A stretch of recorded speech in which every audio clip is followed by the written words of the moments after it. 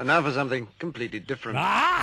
Forget everything you've been told by others before. Get ready for the real deal, the full story, real talk about money, markets, life. Now, it's The Real Investment Show with Lance Roberts, presented by RIA Advisors. And good morning, welcome to the show. Of course, the second best day of the week, and Michael Leibowitz joining me this morning. We're going to be talking about Zero-DTE and what that has to do with the crash of 87 this morning. So just kind of an interesting, we've talked a little bit about this before in our daily commentary, which is on our website, by the way. If you want our daily market commentary, we send it out every morning at 7:30 before the market opens, kind of give you a quick snapshot of the market. You can subscribe at the website, its own separate email list. So just go to the daily commentary on the homepage, click the subscribe button, and you'll start getting our daily market update. But we talked about Zero-DTE, which is 0 days to expiration. So it has a lot to do with what happens in the underlying options market. But interestingly enough, there's a similarity to what's happening in the options market now and what happened back in 1987. I know. That was the last century. Surely makes you feel old when you say that, but yeah, that was the last century this happened, but happens every 100 years, right? We're almost there. So quick market update. Yesterday, the market sold off early in the morning. Everybody was like, the rally's over. And no, not really, because we came down and we talked about the need for a retest of both the 200-day moving average and the declining trend line that goes back to January of 2022. And we said, what we need is a successful retest of that. That occurred yesterday. We had a very nice downtick open in the morning, tested the 50-day moving average, which, by the way, is very close to crossing above the 200-day moving average. So we've got a lot of more bullish indicators really starting to line up here for the market. We talked about this inverse head and shoulders pattern recently that suggests that the bottom of the market is in right now. The market retesting important support trend lines yesterday, moving back above that by the close, almost closed a little bit even yesterday. So again, very positive action here. Now, the only thing that hasn't happened at this point is a breakout above this kind of consolidation range we've been in here lately. Yes, we're moving above that downtrend line. That's very encouraging, but the market hasn't made a significant move higher. Now, next week is the FOMC meeting, and kind of everybody's a little tentative right now going into the FOMC meeting. Or what are they going to say? Or is Jerome Powell going to come smack down the market again? And that's certainly possible. He's going to try. Again, financial conditions are easing. That's not what the Fed wants to see here. But look, anything that comes out on the more dovish side, this is our last rate hike, or we're very close to quitting, hiking rates, etc. You could see a very explosive move higher. So don't discount this. And the risk is going to be you're going to have one shot at this, pretty much. If something comes out more dovish next Wednesday, this market's going to pop by 3 to 5% in a day, and that's going to be pretty much the run. It'll be over at that point. So either you're going to be in it, participating in it, or you're going to miss it. It's just going to be that easy. We're not out of the woods by any stretch of the imagination. We still have a lot of stuff to work through, of course, in terms of economic data.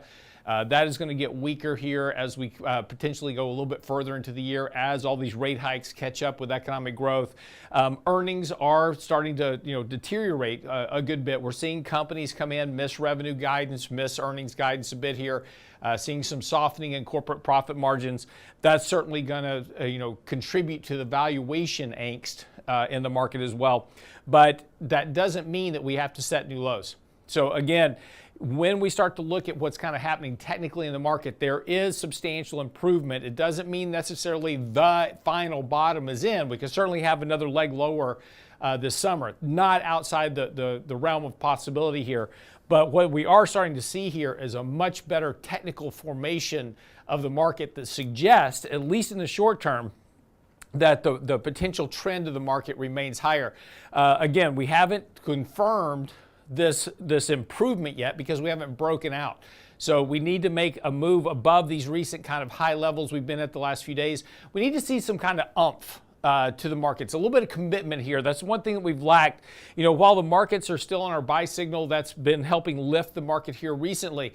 We haven't seen a day where we've had a very strong advance in stocks really across the board. We have a lot of good participation. The number of stocks above the 200-day moving average certainly getting very in very bullish territory, right? I mean, we just have a large number of stocks above their 200-day moving average participating. 50-day stocks above their 50-day, large number there participating.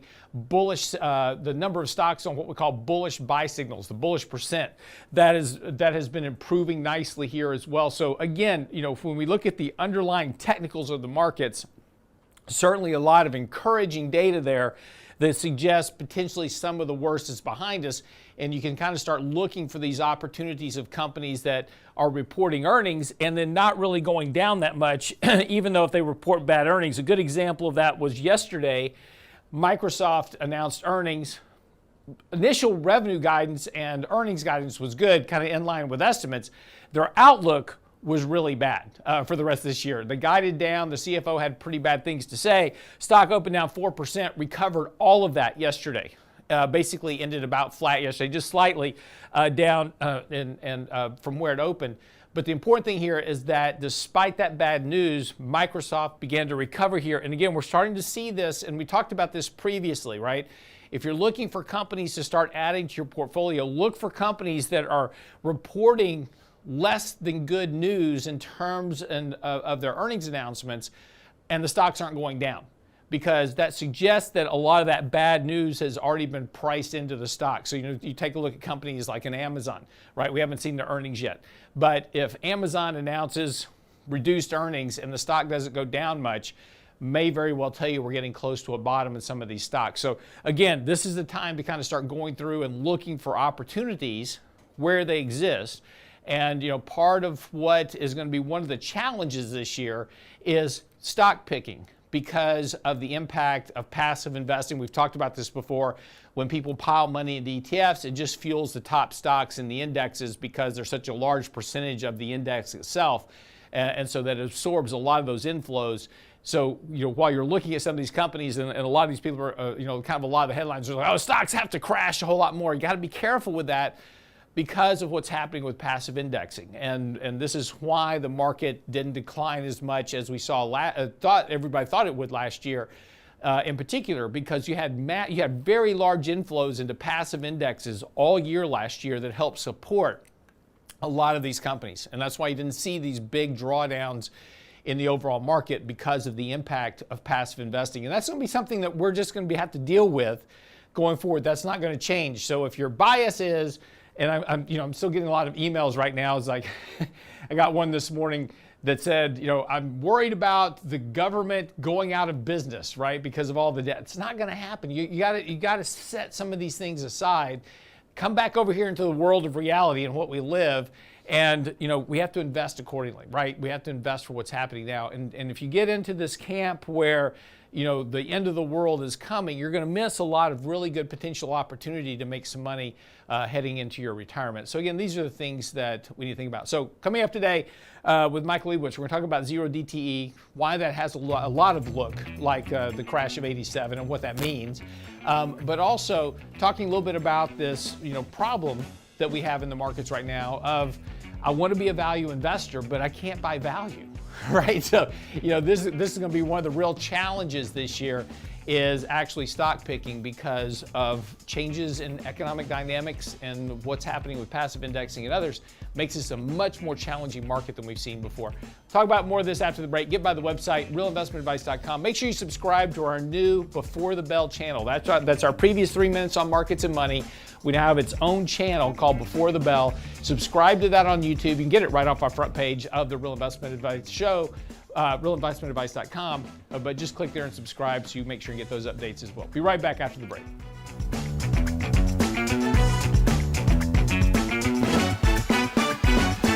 Get daily investment news you can use, delivered at the speed of the internet at realinvestmentadvice.com. Housekeeping. Getting your financial house in order for the new year need not be a tedious task. Our next Candid Coffee will get you ready for the fiscal roller coaster 2023 promises to be, with financial tips and talk. Saturday, January 28th with Richard Rosso and Danny Ratliff. Register now at realinvestmentadvice.com. The Financial Housekeeping Candid Coffee with Ratliff and Rosso. Register today at realinvestmentadvice.com. realinvestmentadvice.com. Hi, Lance Roberts here. If you're like most people, your 401k plan represents the bulk of your retirement assets. And unfortunately for many, managing your 401k plan can be difficult. There's so many choices, so many things to consider. With just a quick email, a couple of questions, you can put RIA advisors to work for you managing your 401k plan. Get started right now at the website, realinvestmentadvice.com, or simply call our toll-free number, 855-RIA-PLAN, or again, simply online at realinvestmentadvice.com. Health and financial security touches everyone within your organization. Offering benefits for all doesn't need to be complicated. Hi, I'm Tom Allen, Senior Benefits Consultant at RIA Advisors. RIA Benefits provides independent expertise to find solutions that speak to the mission of your business, the culture you want to establish, and the budget you are able to work within. Book a free consultation with me at realinvestmentadvice.com/retirement, and we'll find a solution that takes care of your most important asset, your people. realinvestmentadvice.com/retirement, realinvestmentadvice.com. And now, another page from the Real Investment Advisors Investing Manifesto. Bulls win in bull markets. Bears win in bear markets. Eagles soar above and take advantage of opportunity. Let us help you soar as you reach your financial goals with RIA Advisors. Neither bull nor bear. RIA Advisors, 281-501-1791 or online at realinvestmentadvice.com. The Real Investment Show.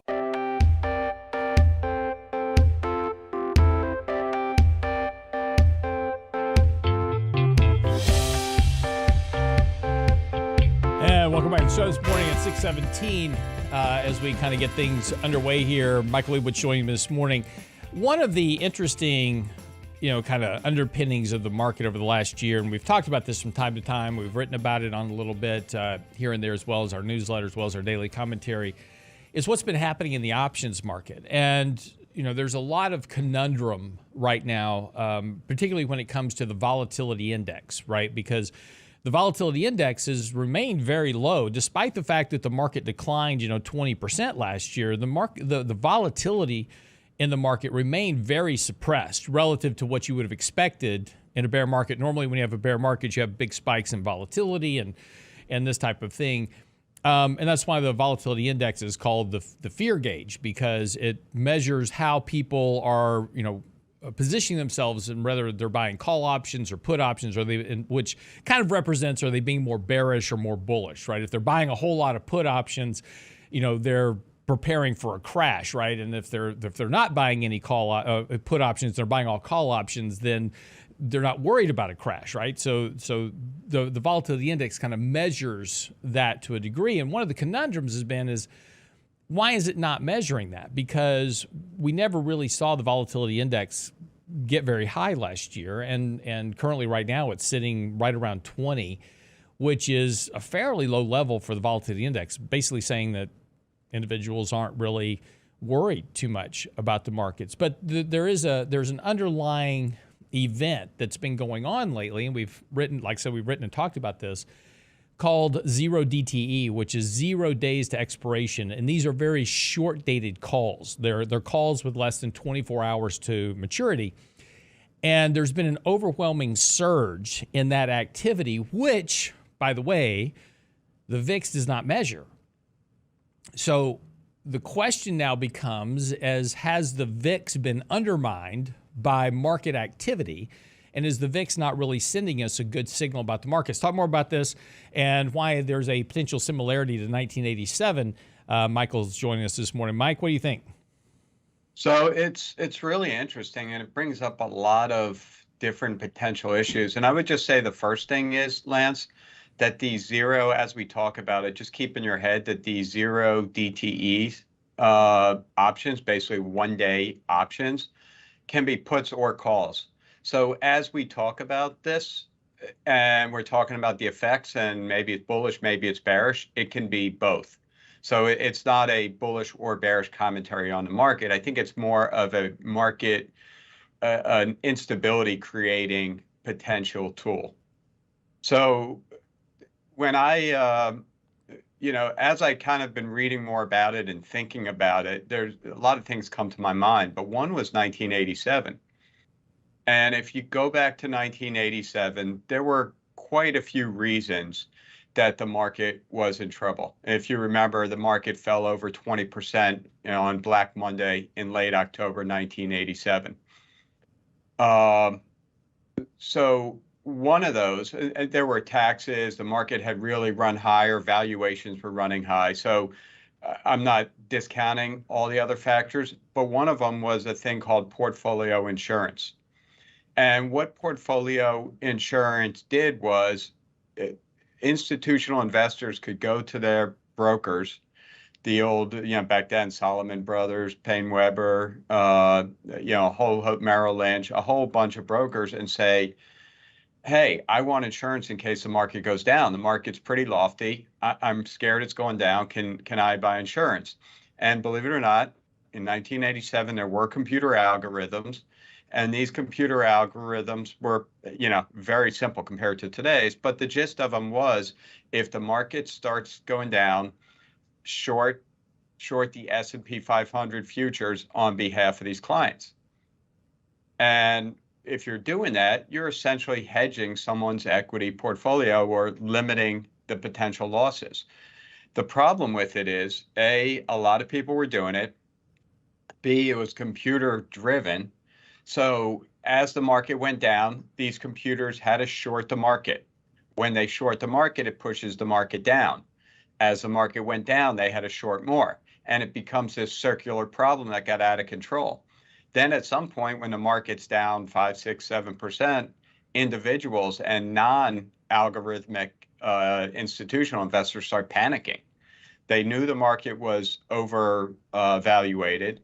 And it was like, uh-oh, this is it. This is the 1929 event. They start panicking. They start selling, which gets the algorithms to sell even more. And you had this circular pattern that resulted in the biggest one-day percentage loss ever. And this was not unpredictable. There were many signs that the market was unstable, that this insurance could work both ways. It can help drive the market higher because they would buy futures as the market went higher and sell them as it went lower. In fact, there was a Wall Street Journal article only a week before that said portfolio insurance could snowball into a stunning rout for stocks. So how's that different? How's that the same or different from Zero-DTE options that we're dealing with today? So for starters, they're very different, and our computers are obviously much more. They're not even. You can't even compare what we have today to what we had in 1987. But the commonality is that these zero-day options, if I go, and I'm actually starting to write an article about this, I'll put it out for next Wednesday. And what I did yesterday was I said, okay, Tesla earnings were after the close, and I started writing this around noon or so, 1 in the afternoon. I said, let me put myself in a hedge fund's position. I can buy a call option that expires after today's close, so a day after earnings, essentially a Zero-DTE. And why would I do that? So first of all, the option is expensive.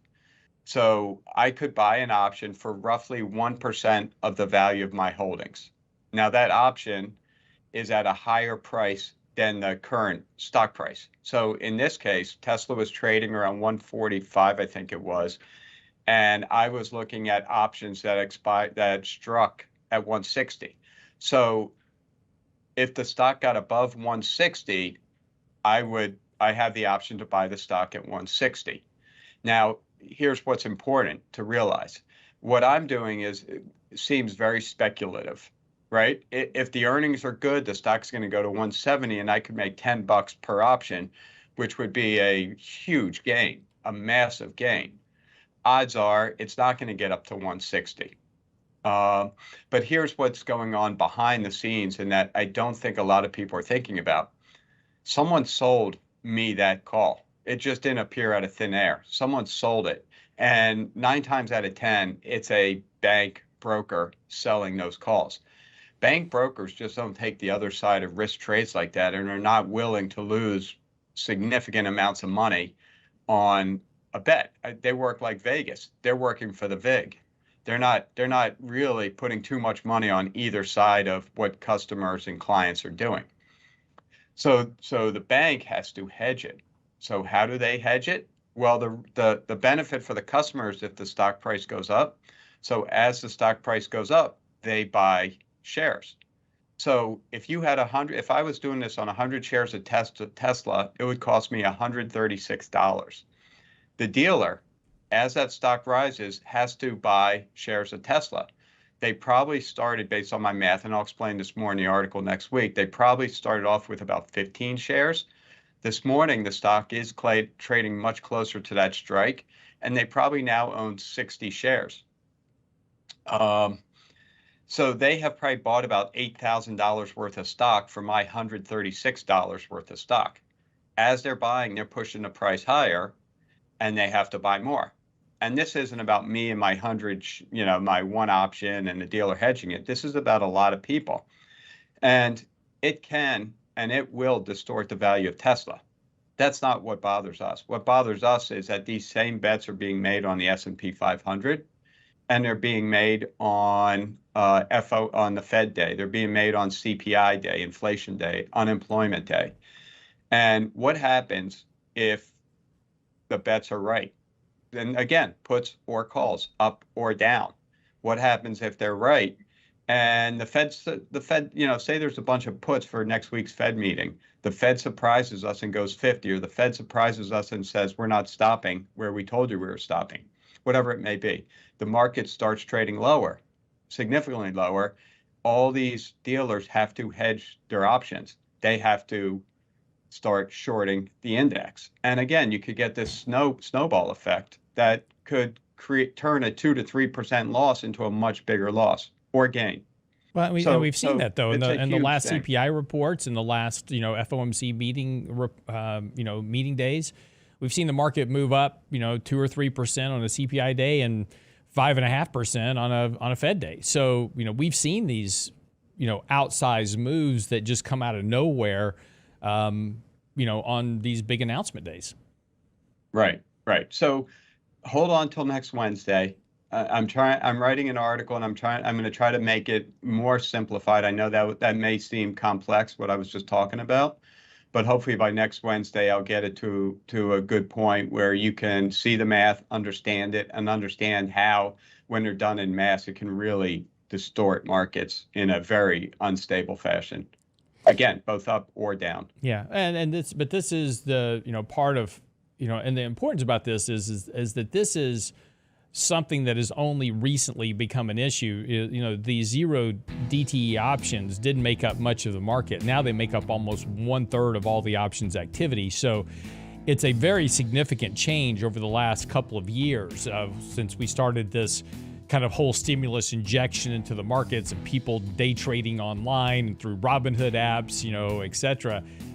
We've seen this very, very large move or increase in these very short-dated options, which are very, very speculative. I mean, either you make money or you lose everything. I mean, that's it, right? You're not losing a lot, theoretically. You can make a lot on betting a little, so it's very enticing for a speculator, but it's also distorting potentially what's happening in markets. All right, come back from the break, talk a little bit about the Fed next week. What are they going to say, right? That's going to be the big question. Don't go away.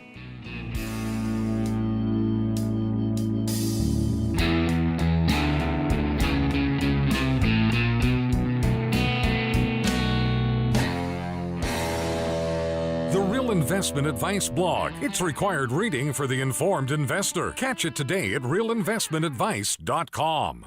How housekeeping. Getting your financial house in order for the new year need not be a tedious task. Our next Candid Coffee will get you ready for the fiscal roller coaster 2023 promises to be, with financial tips and talk. Saturday, January 28th with Richard Rosso and Danny Ratliff. Register now at realinvestmentadvice.com. The Financial Housekeeping Candid Coffee with Ratliff and Rosso. Register today at realinvestmentadvice.com. realinvestmentadvice.com. Health and financial security touches everyone within your organization. Offering benefits for all doesn't need to be complicated. Hi, I'm Tom Allen, Senior Benefits Consultant at RIA Advisors. RIA Benefits provides independent expertise to find solutions that speak to the mission of your business, the culture you want to establish, and the budget you are able to work within. Book a free consultation with me at realinvestmentadvice.com/retirement, and we'll find a solution that takes care of your most important asset, your people. realinvestmentadvice.com/retirement, realinvestmentadvice.com. And now, another page from the Real Investment Advisors Investing Manifesto. A passive investment portfolio requires active risk management. It's not a choice, it's necessity. Diversification doesn't protect against risk of loss. Let us actively help you reach your financial goals with RIA Advisors. Neither bull nor bear. RIA Advisors, 281-501-1791 or online at realinvestmentadvice.com. Can't catch the whole show now? Listen to our podcast later at realinvestmentadvice.com. Here's the funny thing about taxes. You don't have to have a higher tax rate to pay more taxes. If you feel it's your patriotic duty to pay taxes, ain't nothing stopping you. So quit bitching about it and start paying more taxes. Warren Buffett pays less taxes than his secretary. Great, pay more taxes. All talk, no action. The Real Investment Show podcast. Lead by example. Jamie Dimon, write a check to the government for $1 billion. You can afford it. At realinvestmentadvice.com. The Real Investment Show YouTube channel has all our videos ready for your easy access. Now with the new and improved Before the Bell reports, Candid Coffee, and Lunch and Learn replays, plus each day's radio shows like Technically Speaking Tuesday, Financial Fitness Friday, and the latest analysis from Lance Roberts and Michael Leibowitz. Subscribe and bookmark our YouTube channel for the Real Investment Show, or just click on the show links at realinvestmentadvice.com. realinvestmentadvice.com. Real Investment Show podcasts are now available from Stitcher Smart Radio at Stitcher.com. Hi, Lance Roberts here. If you're like most people, your 401k plan represents the bulk of your retirement assets. And unfortunately for many, managing your 401k plan can be difficult. There's so many choices, so many things to consider. With just a quick email, a couple of questions, you can put RIA Advisors to work for you managing your 401k plan. It's a quick and easy application. Just simply click Ask a Question at realinvestmentadvice.com or give us a call at 855-RIA-PLAN. That's realinvestmentadvice.com. The Financial Housekeeping Candid Coffee with Ratliff and Rosso will get you ready for the fiscal roller coaster 2023 promises to be, with financial tips and talk. Saturday, January 28th. Register now at realinvestmentadvice.com. realinvestmentadvice.com. You're listening to The Real Investment Show.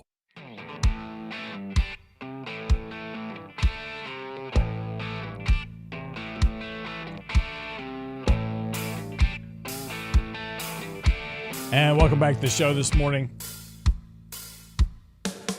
So next Wednesday is, of course, the Fed meeting. And this is kind of what's got everybody kind of on edge right now a little bit.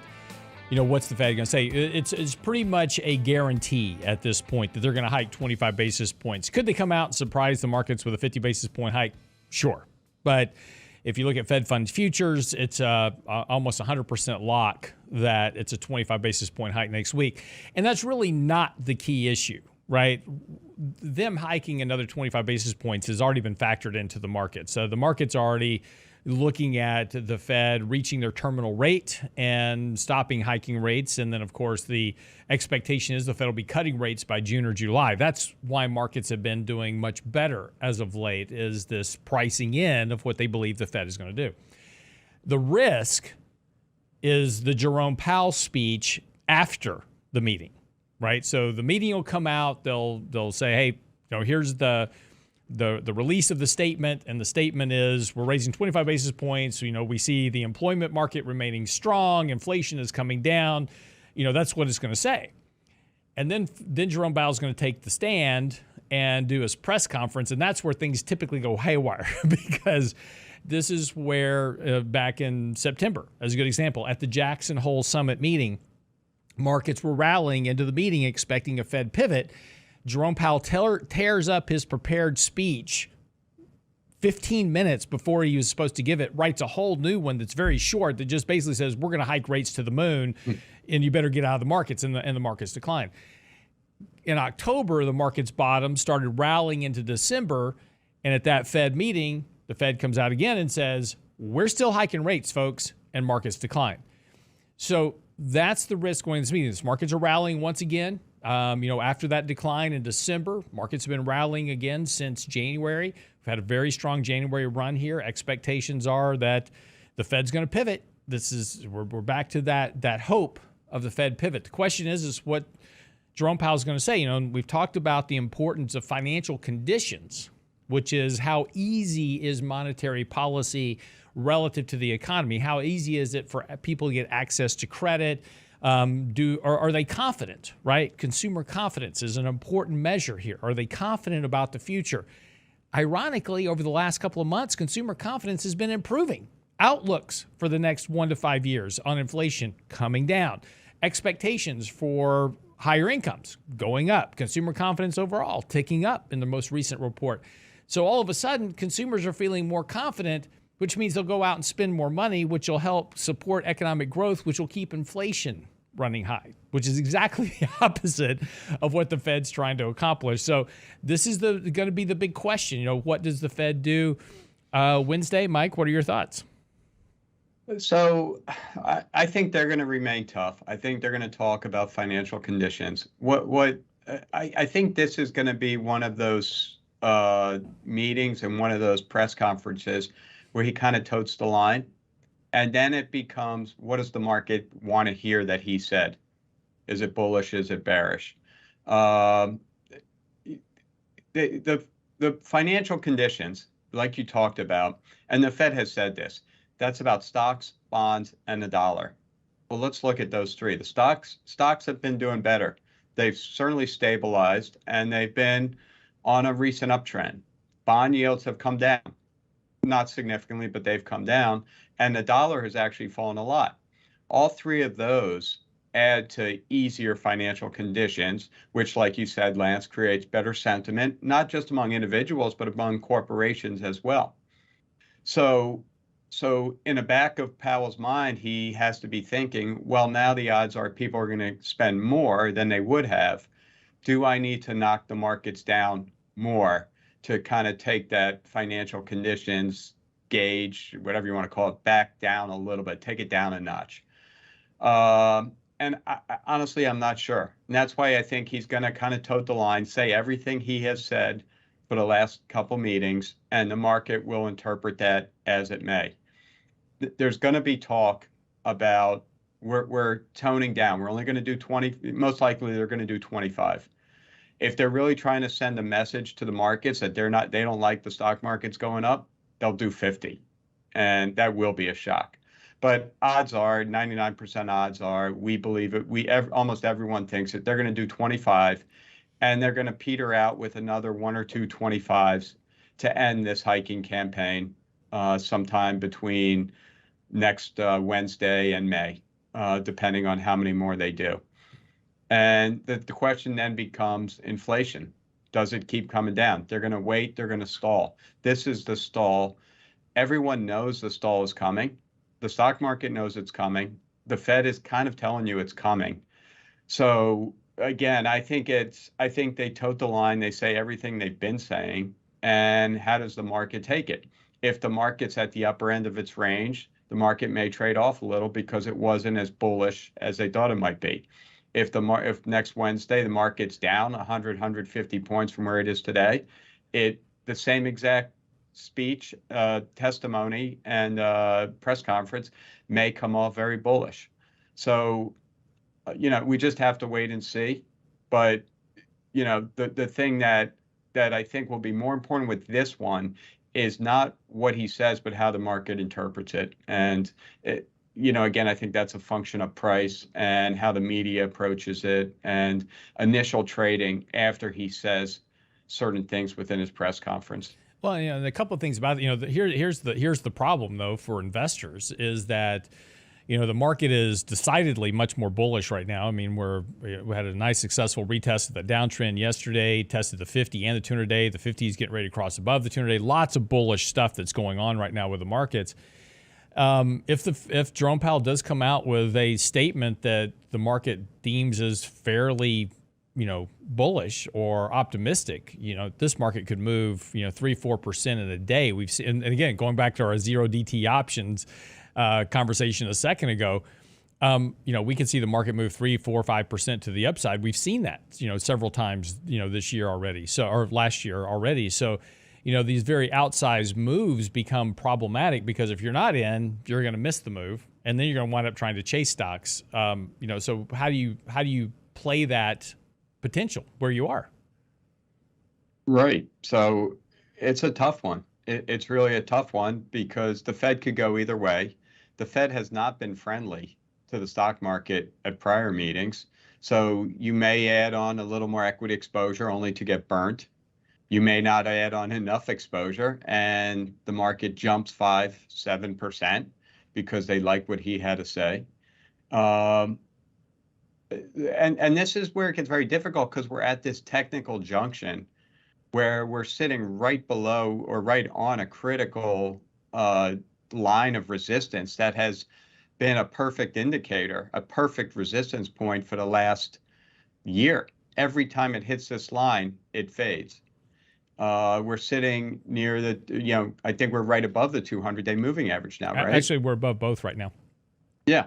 So we're at the point where the market can run if it wants to run, but we haven't cleared those hurdles enough to say all clear.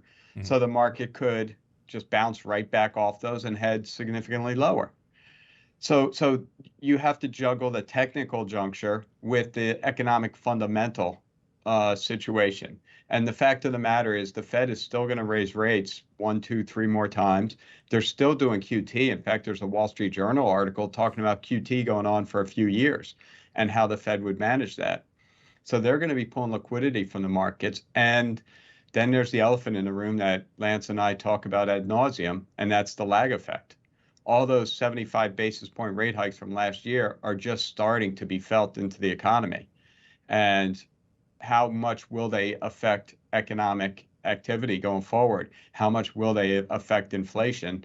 And that's the unknown. And that's what we will, as economic data starts coming out, especially in February and as we get into spring, April, May, that's when we're going to find out if the lag, how much these interest rate hikes truly affected the economy. And you're juggling all these balls in the air. Technicals are great for the short term.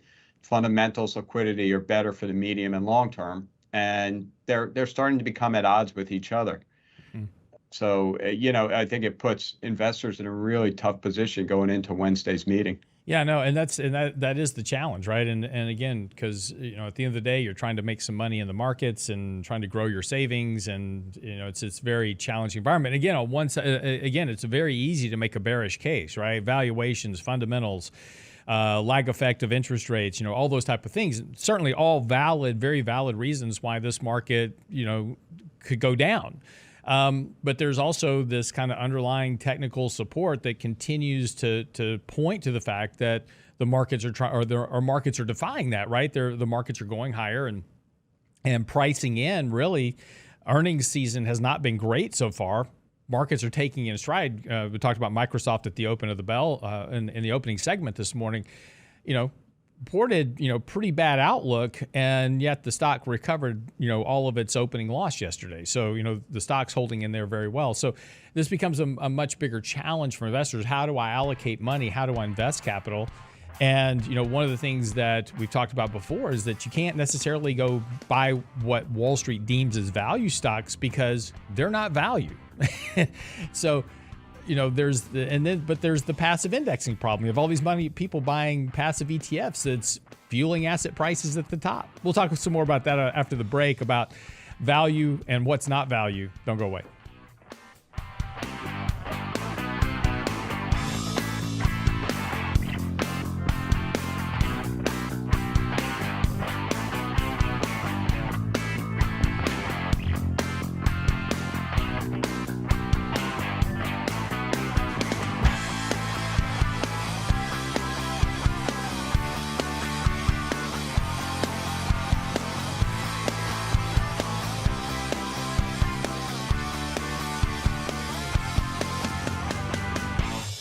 Get daily investment news you can use, delivered at the speed of the internet at realinvestmentadvice.com.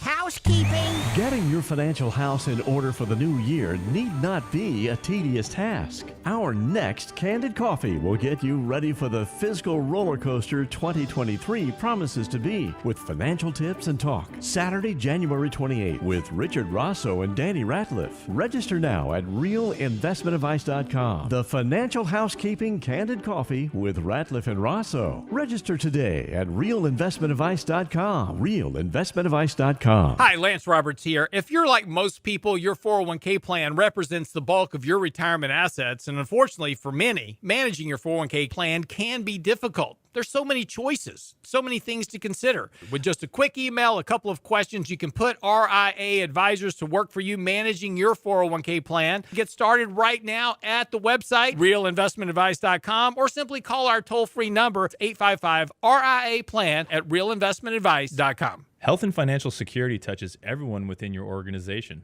Offering benefits for all doesn't need to be complicated. Hi, I'm Tom Allen, Senior Benefits Consultant at RIA Advisors. RIA Benefits provides independent expertise to find solutions that speak to the mission of your business, the culture you want to establish, and the budget you are able to work within. Book a free consultation with me at realinvestmentadvice.com/retirement, and we'll find a solution that takes care of your most important asset, your people. realinvestmentadvice.com/retirement, realinvestmentadvice.com.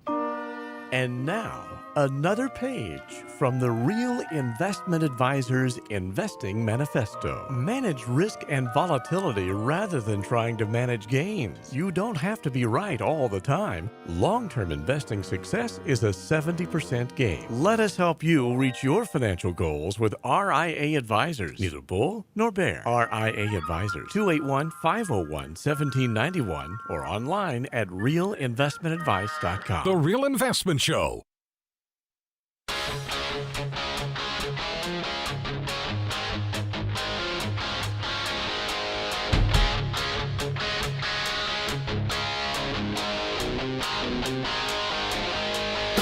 And welcome back to the show this morning. So value investing, this is one of the key tenets of investing long-term, right? Warren Buffett, others, buy companies that, have strong cash flow, solid balance sheets. Seems logical, right? You want to buy something at a discount to its fair value, and that's how you make money, right? Markets used to work that way. You could buy companies that were trading at less than book value or trading at very low price to sales ratios, et cetera. And that was almost a surefire, guaranteed avenue of success in making money in the stock market. The problem has become, of course, is markets have evolved. And, the first step of that evolvement, we went from fractional share trading to decimals, and then we automated a lot of systems, and we've brought in more and more computer programs, algorithms. Now we trade at the speed of light, and the average holding period for stocks has fallen from 6 years to less than 6 months. So we're all traders now, not investors.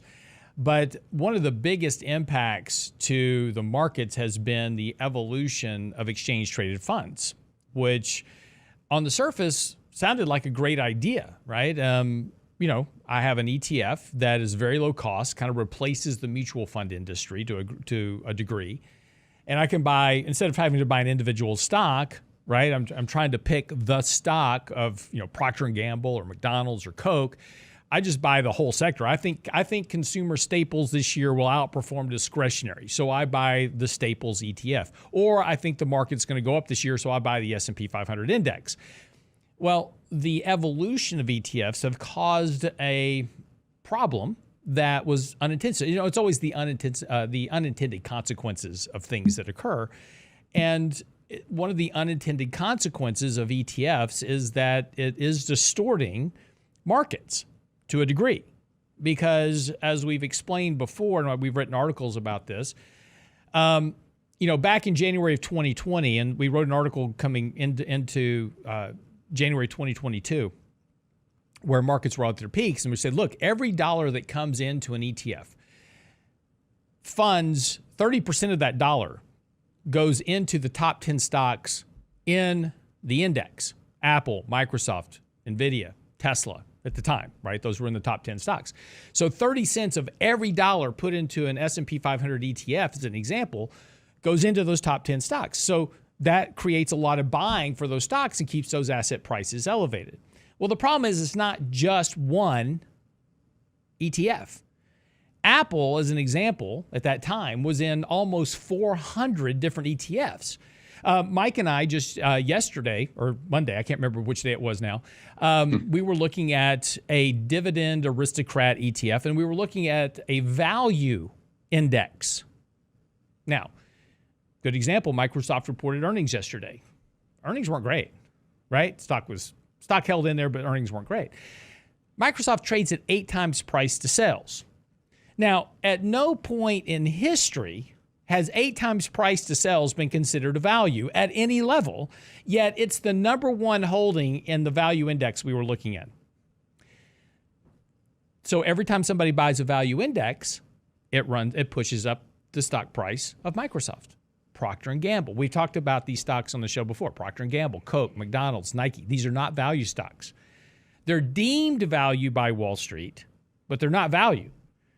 And so the problem for an investor now becomes, if I buy what Wall Street deems as value, I'm not really buying value. But if I do buy value, if I buy real value, I get no participation because the ETFs don't buy those stocks. It's a very big conundrum, Mike. How do you solve this problem as an investor? Here's the problem. The problem is that the fund manager gets paid on the assets that they're managing. So they are heavily incentivized to grow the fund as large as they can.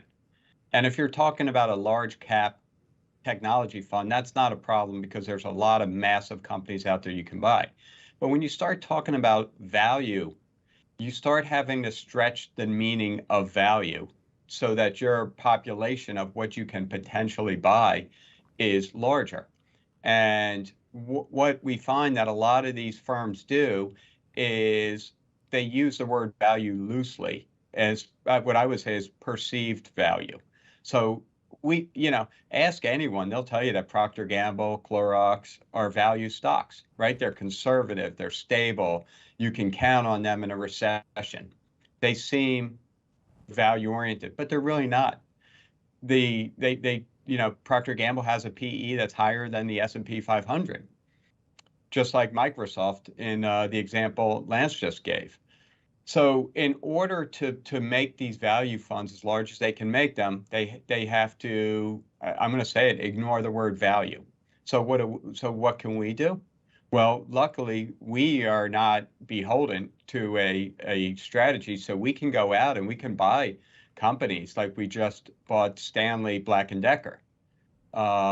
We can also buy Procter & Gamble because the problem that we face is that will investors flock to real value, we'll call Stanley Black & Decker real value, or will the funds continue to flow in from their 401ks into perceived value, Procter & Gamble? And which we own, by the way. What's that? Which we own, by the way. Which we own, by the way, because one of our themes this year is that investors are going to put more of an emphasis on value dividend type stocks. So the question is, how do they do that? Do they do it in smaller funds? Do they do it in stock trading, one-off stock trading, kind of like what we do to some degree? Or they do it in their 401k where they're just going to move from their 10% of their S&P 500 fund to a value fund and think that they're going to insulate, de-risk their portfolio. And that's why we have to watch flows in and out of ETFs and mutual funds, watch the performance between the value stocks like Stanley that are not in these big, they're in the ETFs. But for instance, in the big value ETFs, Stanley is 0.06, 0.07% versus 1.5 to 2.5% for Procter & Gamble. But you look down the list of valuations and keep wanting to say Southwest, and Stanley Black & Decker is a third to half the valuation. From a pure valuation, it makes no sense. Oh, and by the way, Stanley is growing revenue and earnings per share at a much faster rate than Procter & Gamble over the last 10 years and in recent years. So from a pure business perspective, if someone said, hey, you can buy this business or this business, unless you see something in the future that's very different from the last 5 or 10 years, Stanley's a no-brainer. But that's not the question as investors. We have to know is where are investors going to invest in the future? And that's where we can get very torn between what we perceive as value and what the market thinks is value. Yeah, and this is, and in the end, we have to almost play two sides of the coin. Again, we own Procter & Gamble. Why? Because it's in the top 10 holdings of the index. So money flows go into the index, it buys Procter & Gamble. Hopefully what we'll get is see some migration of investors buying things like a Stanley Black & Decker, and see that price appreciation pick up, substantially as people start to gravitate towards real value. The question is you just don't know how this is going to play out, over the course of a year. So, we kind of hedge our bets a little bit by playing both sides of the coin, and Right. It's tough to. Again, it's just. It's a very tough environment to be a pure value investor, because if you're buying pure value stocks, they have not performed all that great in a lot of cases. And, this is going to be one of the challenges this year, and particularly as we kind of look out for the rest of this year as to if we do have, weaker economic growth, if we do have falling inflation that will compress profit margins, that is going to impact some of these companies that may be in the top of the indexes, but are going to struggle in that type of environment versus companies that may actually benefit from that type of an environment where people are making a shift away from having other people do things, as in the case of Stanley Black & Decker, having other people do things to doing it themselves, doing their own home repairs, those type of things. That's, potentially a consideration to look at. And here's the other thing. If it's another rough year, most likely we're going to see a shift towards more conservative portfolios. So that may help value, but it also may mean that investors are saying, you know what, I was 80-20, 80% stocks, 20% bonds. I'm going to go to 60-40. Bond yields are high. I can make 4%-ish. Mm-hmm. Why not just take the 4% and run? So they'll change their allocation from 80% equities to 60%, meaning that they're going to have to sell those funds. Yeah. So as part of that move, say they have to sell a value fund. That value fund is selling a lot more Procter & Gamble than it is Stanley. So Stanley can withstand that selling much better than Procter & Gamble. So, to some degrees, it's also has to do with what the market's going to do and how investors are going to think about risk. Exactly. So, as we kind of the sum up all this here today is really just, we have no idea what the next 3 months are going to be like in the markets versus the next 6 months. And this is the big challenge, and why we focus so much on, the technical structure of the market near term, because that is decidedly much more bullish. If you take a look at what the herd, the market, the market psychology is telling you, it's telling you that there's a much more bullish bias to the markets right now, but there's still risk. And so as a portfolio manager and as, managing client funds in particular, we've got to take both of these into